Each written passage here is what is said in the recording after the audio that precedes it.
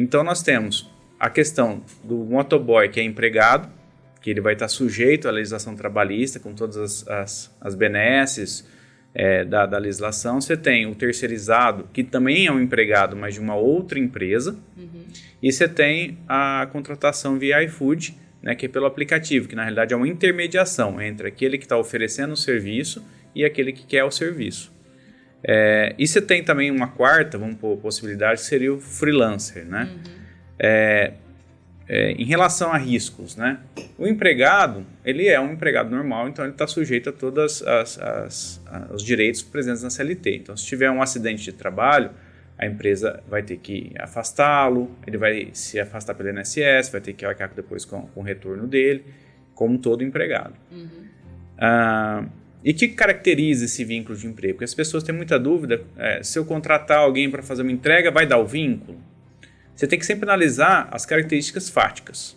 Então, a pessoalidade, ou seja, é só aquela pessoa que vai desenvolver, ou ele pode chamar um primo, um parente, um amigo para ir no lugar dele quando ele não puder?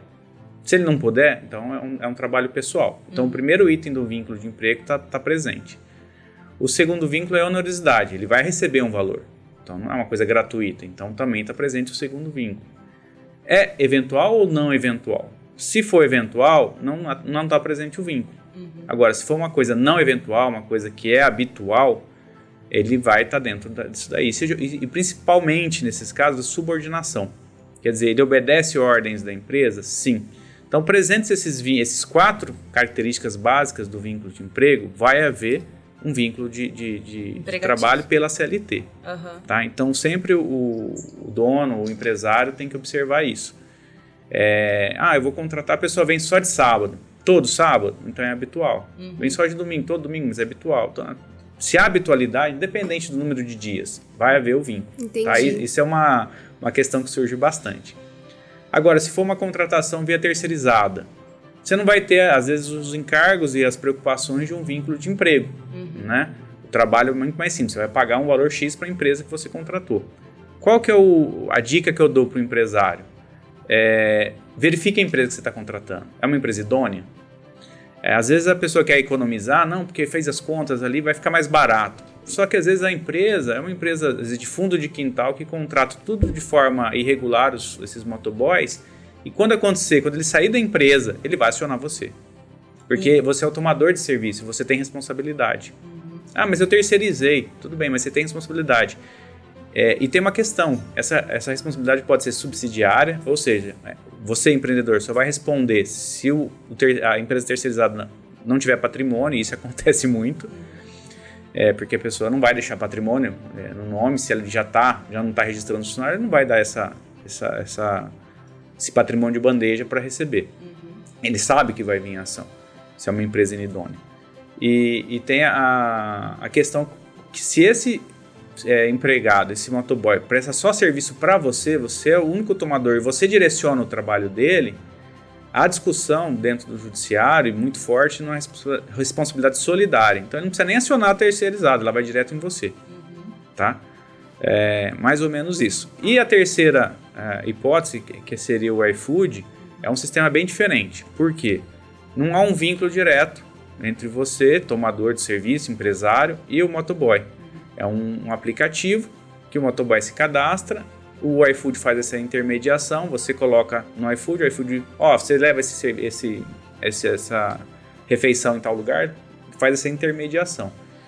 Então, dentro daquelas 4 características que eu te falei do vínculo de emprego, você não tem a subordinação nenhuma do empresário. Então, dentro desse sistema do iFood, o empresário fica praticamente blindado. Ou seja, se algo acontecer com o motoboy, com o entregador, ele não vai arcar com nada. É o próprio iFood? Isso. Hoje o que se tem dentro da jurisprudência é isso. Então, ele se volta contra o iFood. Aí é um outro detalhe.